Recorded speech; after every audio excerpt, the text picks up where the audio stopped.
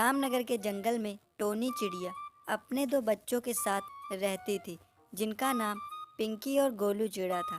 Tony चिड़िया अपने घर का पेट पालने के लिए घर पर अचार बनाती थी और अचार बनाकर बाजार में बेच देती थी, जिससे उसके घर का गुजारा होता था। उन दोनों का सपना डॉक्टर बनना था। ऐसे ही एक दिन गोलू अपनी माँ के पास जाता है और कहता है, माँ, मैं 5 साल का हो चुका हूँ, मेरा नाम किसी अच्छे स्कूल में लिखा दो। बेटा, मैं घर का राशन अच्छे से नहीं चला पाती, मैं तुम्हें स्कूल कहाँ से भेजूं? माँ, पैसे नहीं हैं तो मुझे सरकारी स्कूल में भेज दीजिए। तभी वहाँ पिंकी चिड़िया आई और बोली, गोलू, तू पागल हो गया है? देख, घर की हालत कैसी है और तू स्कूल जाने की बात कर रहा है। मेरा भी सपना है कि मैं डॉक्टर बनूं। दीदी, मैं क्या करूँ, मेरे सारे दोस्त मुझे अनपढ़ गंवार कहकर चिढ़ाते रहते हैं। दोनों की बात सुनकर टोनी निराश हो जाती है और दोनों बच्चों से कहती है, बेटा, मैं अचार बेचने जा रही हूँ। अगर मुझे अच्छा मुनाफा होगा तो मैं सरकारी स्कूल पढ़ने के लिए भेज दूंगी। ठीक है माँ। तब टोनी चिड़िया अचार बेचने बाजार पहुँच जाती है। तभी उसकी दुकान पर एक ग्राहक आया और बोला, अरे टोनी, एक डिब्बा अचार देना। टोनी बोली, साहब, इसका 300 रुपए हुआ। टोनी, मैं तुम्हें 100 रुपये ही दूंगा इसका।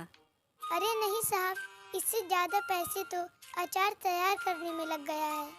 टोनी, मैं तुम्हें आखिरी बार कह रहा हूँ, अचार दे दो, वरना तुम्हारे साथ ठीक नहीं होगा। टोनी चिड़िया बोली। मैं 100 रुपए का अचार नहीं दूंगी। ग्राहक बोला, अब देख मैं तेरे साथ क्या करता हूँ। तब वहाँ से चला जाता है। शाम को जब टोनी जंगल के रास्ते से गुजर रही थी, तभी वहाँ वही पक्षी अपने साथ कुछ गुंडे को ले आता है। तभी वह पक्षी बोला, टोनी, मैंने कहा था ना कि तुम्हारे साथ बुरा होगा। देख, मैं गुंडे बुला लाया हूँ, अब तू नहीं बचेगी। टोनी बोली, नहीं, मुझे मत मारो, मैंने तुम्हारा क्या बिगाड़ा है? मेरे दो छोटे छोटे बच्चे भी हैं, वो मेरा इंतजार कर रहे होंगे। तेरे बच्चे गए भाड़ में। तभी वहाँ पक्षी अपने गुंडों को आर्डर देता है और गुंडे मिलकर टोनी को मार डालते हैं। फिर वे सभी वहाँ से फरार हो जाते हैं।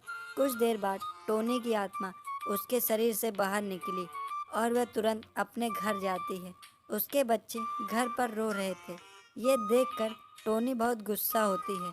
तभी वह बाहर सोचती है। अब मुझे अपने मरा हुआ शरीर का रूप लेना होगा।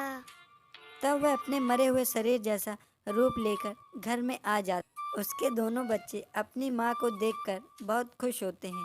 गोलू चिड़ा बोला, माँ, आप कहाँ गई थी? हम लोग कितने डर गए थे। बेटा, मैं तुम्हारे लिए ढेर सारा भोजन ला, तुम लोग जितना चाहो खाओ। तब टोनी उन दोनों का मनपसंद खाना अपनी शक्तियों से सामने प्रकट कर देती है। उसके दोनों बच्चे बहुत चाव से खाना खाते हैं। अपने बच्चे को ऐसे खाना खाते हुए देखकर वह बहुत खुश होती है। अगले दिन वह अचार बेचने जाती। वह पक्षी उस बाजार में वापस गया था। वह टोनी को जिंदा देखकर घबरा जाता है और वहाँ से भागने लगता है। उसके साथ वह दोनों गुंडे भी थे।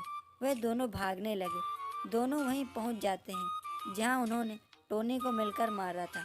टोनी की आत्मा वहां अपना असली रूप ले लेती है। तभी उन दोनों गुंडे में से एक गुंडा बाबा को बुलाने चला जाता है। तभी वह पक्षी बोला, मुझे मुझे माफ कर दो, मुझे छोड़ दो।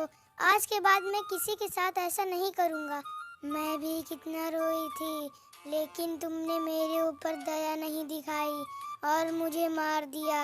मैं तुम्हें नहीं छोड़ूंगी। टोनी की आत्मा दोनों को मारने वाली थी। तभी वह गुंडा पक्षी वहां बाबा को लेकर आ जाता है। बाबा को देखकर टोनी डर जाती है और सारी बात बता देती है। और टोनी बोली, बाबा, अब आप ही बताइए, मेरी क्या गलती थी? इन तीनों ने मिलकर मुझे मार दिया और मेरे बच्चे वहाँ मैं जिंदा हूँ ये सोचकर खेल रहे थे। तब बाबा बोला, तुम्हारे साथ बहुत गलत हुआ। मैं इन तीनों पापियों को पुलिस के हवाले कर दूंगा, लेकिन तुम यहाँ से चली जाओ। अगर मैं चली गई तो मेरे बच्चों का ख्याल कौन रखेगा? मैं रखूंगा तुम्हारे बच्चों का ख्याल।